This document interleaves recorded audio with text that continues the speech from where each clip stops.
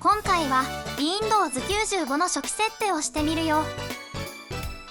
それは面白そうなのだ。インストールとドライバの導入は済ませてあるよ。興味があるなら前回の動画を見るといいのだ。ちなみに今回は作業するだけの動画になってるよ。ゲームなんかが見たい場合は次回を待つといいのだ。というわけで起動してみるよ。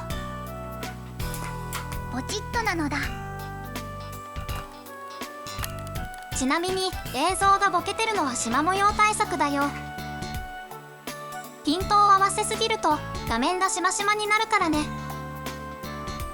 モニタを撮影するのは大変なのだな。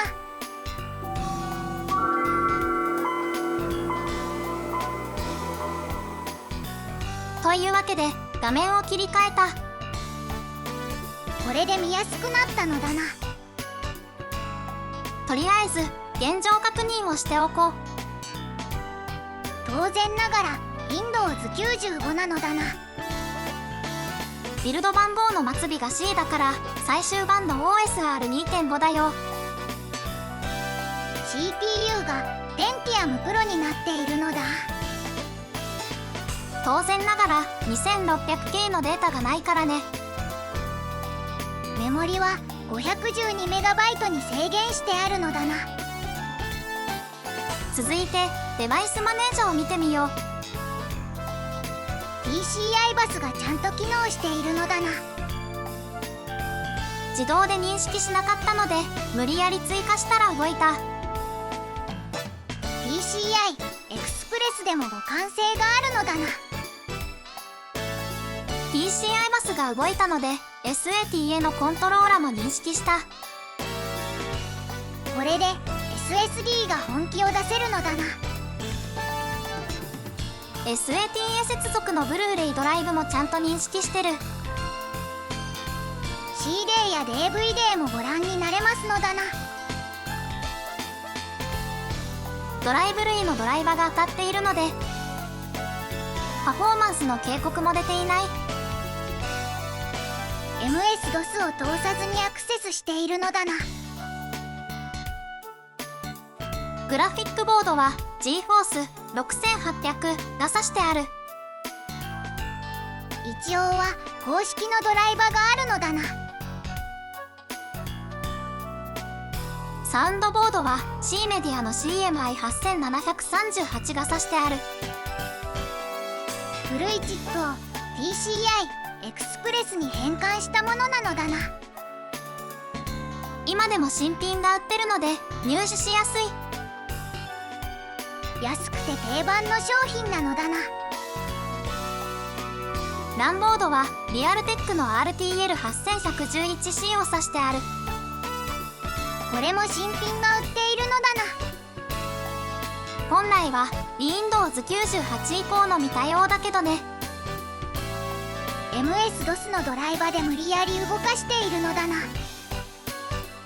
デバイスマネージャはこれくらいかな。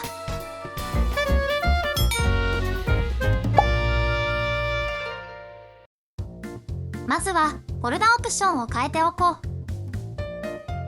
エクスプローラの設定なのだな。フォルダを開くときに新しいウィンドウを作らないを選択する。この設定にしないとエクスプローラのウィンドウが増殖する。それはうざいのだな。すべてのファイルを表示を選択する。これで隠しファイルやシステムファイルが表示される。丸見えなのだな。ファイルの拡張子は表示しないのチェックを外しておく。なぜかデフォルトでは拡張子が隠されている。30年経っても改善してないのだな。ついでにタイトルバーにパス名を表示しておくと便利。続いてマウスのドライバーを入れておこう。マウスならすでに使えているのだけど、 Windows 95はマウスのホイールに対応していない。見ての通りどこにもスクロールの設定が存在しない。それは不便なのだな。なのでホイールを使うにはドライバが必要になる。ドライバがないマウスはどうするのだ？インテリマウスのドライバを入れたら動くかも。基本的にマイクロソフト仕様の互換品が多いからね。規格が統一されていないのだな。マウスに合わせて三菱のドライバーを入れてみた。ドライバーを入れるとマウスのプロパティが拡張される。何か項目が増えたのだな。スクロールの設定も追加されたね。これでマウスのホイールが使えるのだな。インテリマウス互換だから多分他のマウスにも使える。続いて MS-IME97 を入れてみるよ。 OSR2.5 の CD に入ってるからね。入れるとどうなるのだ？日本語入力が MS-IME95 より少し賢くなる。付属してない場合は？ついてないなら入れなくても良いんじゃないかな。ヤフオクとかで探せば数百円で売ってるけどね。それはお安いのだ。インストールできたので再起動するよ。再起動したら右下のツールバーが変わったよね。確かになんか変わったのだな。まずは入力方式をかな入力に変更する。これで日本語入力が倍速になる。諸説あるのだ。あとはお好みで適当に設定しておく。これで日本語環境が少し改善する。それは良好なのだ。続いては IE4 を入れるよ。 OSR2.5 の CD にも入ってるけど古いから別に用意した。確か付属のやつは途中で止まるのだな。 E4 セットアップ EXE を探して実行する。するとインストーラーが起動する。適当に進めていいのだな。デスクトップのアップデートはインストールする。これを入れるとエクスプローラが進化する。 Windows 98相当になるのだな。入れないと動かないソフトがあるし、入れると動かなくなるソフトもある。難儀な話なのだな。作業が完了したので再起動すると最終仕上げが始まる。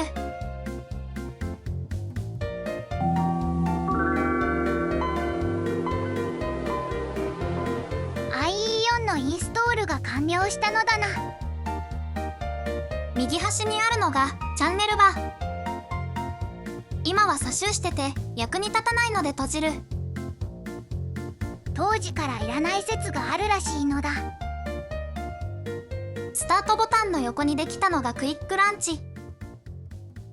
登録したものを起動できる。これはあると便利。エクスプローラも新しくなったのだな。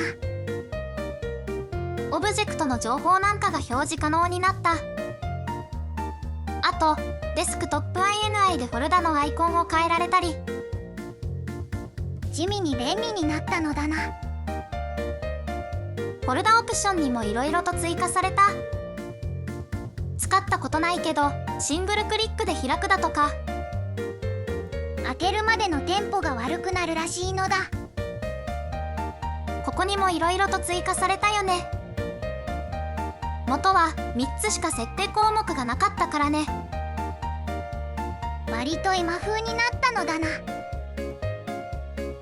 続いて IE4 を 5.5 に更新するよ。ここにファイルを用意してあるんだけど、その前に MS 版の Java 仮想マシンを入れないといけない。それはなぜなのだ？本家に裁判に負けて同梱できなくなったんだよね。なので先に Java を入れておかないとエラーが出る。手間がかかるのだな。勝手に Java のパチモノ作ったから仕方ないね。それもそうなのだな。インストールできたので再起動してみる。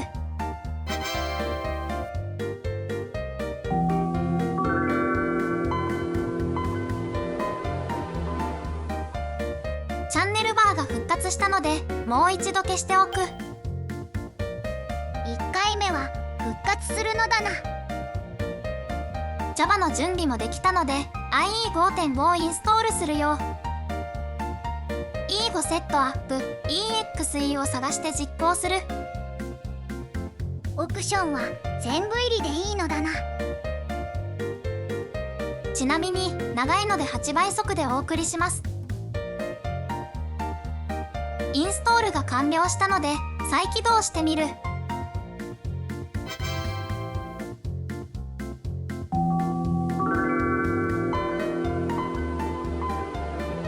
これも再起動後に仕上げがあるのだな。システムに大きな変更を加えるものはだいたいそんな感じ。再起動しないとシステムファイルがロックされてるからね。そろそろ完了しそうなのだな。今回はブラウザ以外に目に見える変更はないっぽい。これでブラウザは完成なのだな。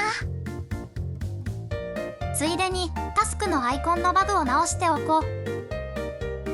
IE を更新すると英語になるバグがあるんだよね。確かに英語表記になっているのだな。修正パッチがあるから当てておこう。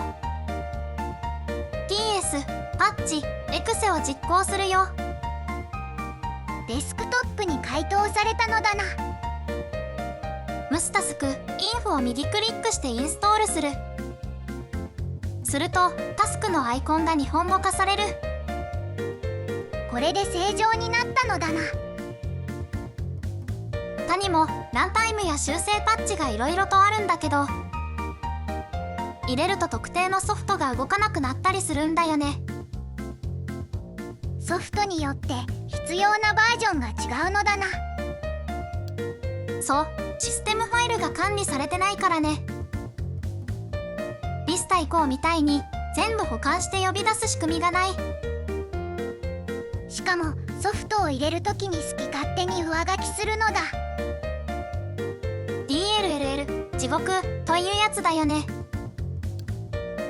なので全てが動く環境というものが存在しない。状況に合わせて現物合わせをするしかないのだな。というわけで必要になったらその時入れるということで、面倒だからやらないわけではないのだ。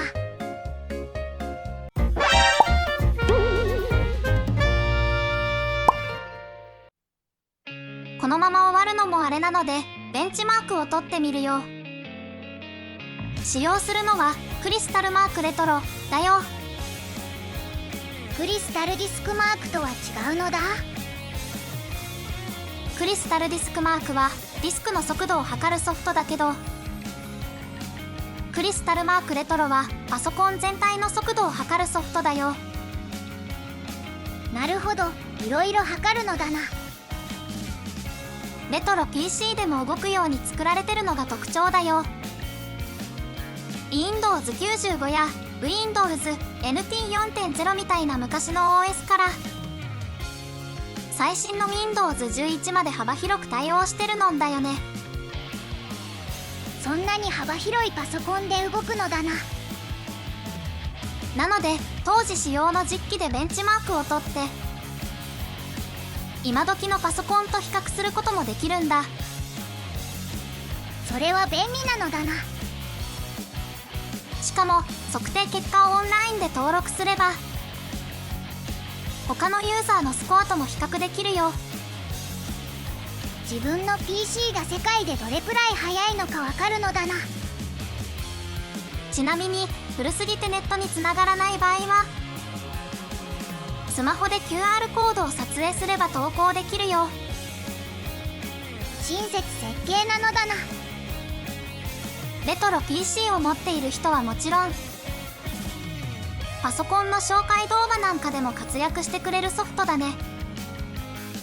ちょっと遅いかも。結果が出たみたいなのだ。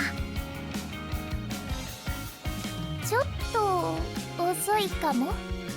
結果はちょっと遅いらしい。シングルコアだから仕方ないよね。そりゃそうなのだ。というわけで次回は Windows 95台までも活用できるのか、いろいろ試してみようと思う。それは楽しみなのだな。